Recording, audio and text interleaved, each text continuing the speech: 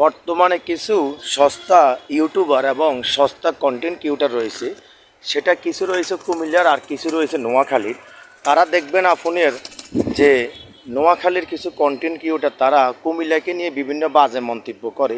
বিশেষ করে বিবেক নিয়ে গত কয়দিন যে একটা সমস্যা চলতেছে কুমিল্লার নোয়াখালীর মাধ্যমে, সেখানে কিছু যারা কিছু সস্তা কন্টেন্ট ক্রিয়েটর রয়েছে তারা মূলত ভাইরাল হওয়ার জন্যে এগুলা বাজে মন্তব্য করে নোয়াখালীর লোক কুমিল্লার লোকরা গালাগালি করতেছে এবং কুমিল্লার মানুষ নোয়াখালীর মানুষকে গালাগালি করতেছে।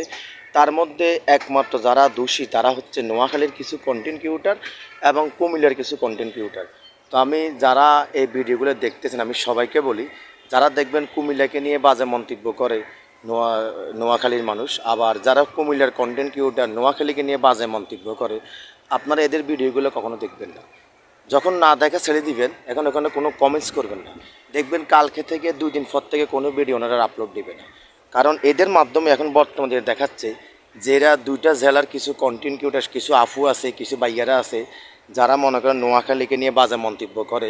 আবার নোয়াখালীর কিছু মানুষ আছে কুমিল্লাকে নিয়ে বাজে মন্তব্য করে।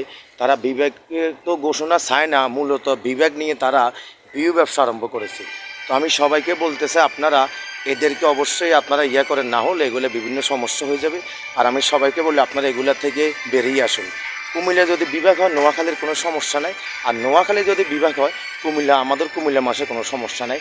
এটা হচ্ছে একমাত্র সরকারের আয়ত্তে রয়েছে যে কাকে বিভাগ দিবে কাকে বিভাগ দিবে না। আপনার চাওয়ার একটা অধিকার আছে, আপনি অধিকার চান, আমার অধিকার আছে আমি কুমিল্লা বিভাগ চাই। এগুলো নিয়ে আমরা কেউ জলগাবি বলতে জ্বলাবো না ইনশাল্লাহ। ধন্যবাদ সবাইকে।